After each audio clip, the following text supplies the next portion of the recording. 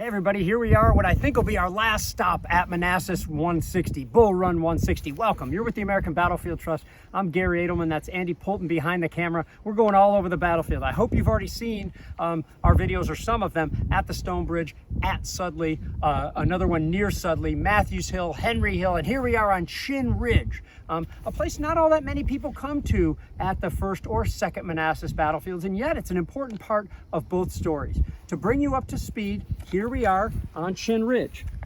It is right down here. There's the Chinn house. The remains, ruins of the house still stand about 100 yards from where we are right now. And if you look off, if you move up, you'll be able to see Henry Hill over here.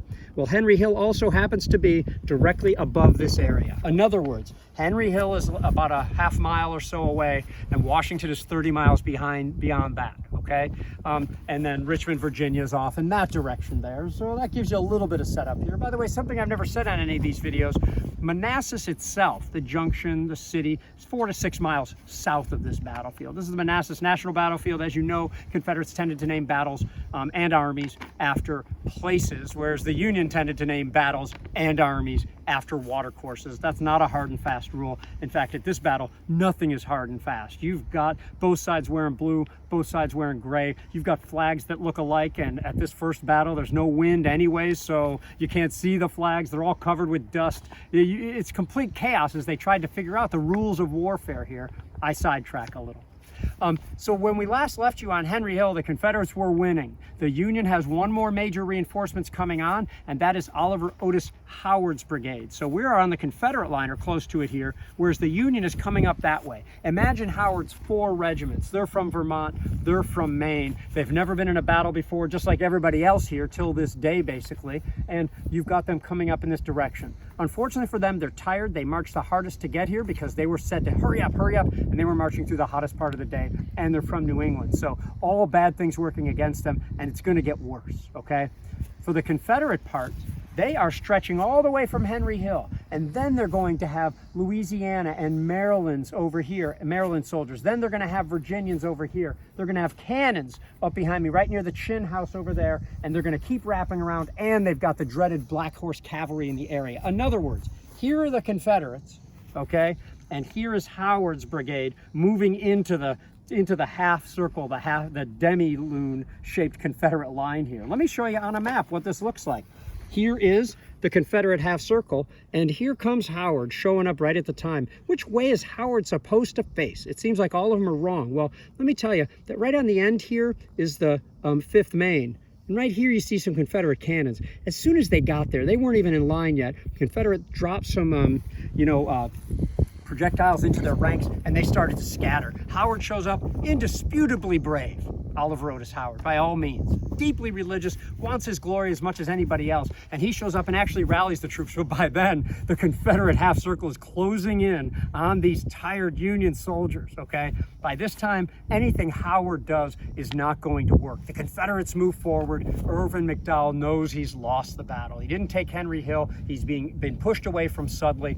Howard's about to be pushed back, and he's going to order a general retreat. Howard just came in. He shows how brave he is on the retreat, something that is going to serve him well, unfortunately for him, in the coming years.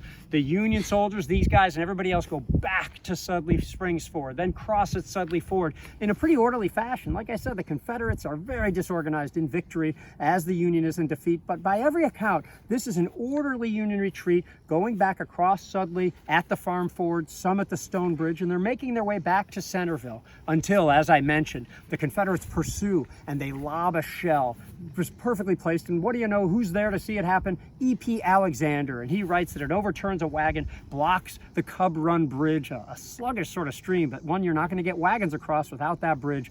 That's when retreat turns into a rout, and as they say, the Union Army took days to get out to Centerville, and they made it back in just hours back to Washington, D.C. That's what happens when you're in a retreat or a rout. You've got a U.S. congressman, a guy named Eli, actually a U.S. congressman captured by the Confederates. You've got all sorts of fascinating things happening on this route of retreat. You've got the sightseers on both sides, picnickers, checked it out from a distance, not within a half mile, not within a mile of the battlefield, several miles away, so they're going to see and maybe smell some smoke. hear some booming, but they're not right in. But they did get caught up in the retreat back toward Washington. And immediately, everybody knows that this will not be a short war. This battle, the most costly battle ever fought in American history up to that time, about 4,800 casualties, putting it on par with later battles like Kennesaw Mountain and Peachtree Creek and South Mountain. Everybody knew they were in for a much longer struggle. Of course, you know what happens.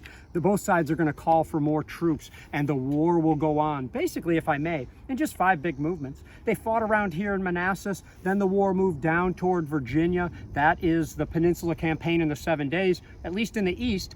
And of course, there'd been some fighting in the Shenandoah. Robert E. Lee launches toward back to Manassas and then up, fights at Antietam and is repelled there. It goes back, the fighting's around Chancellorsville and Fredericksburg.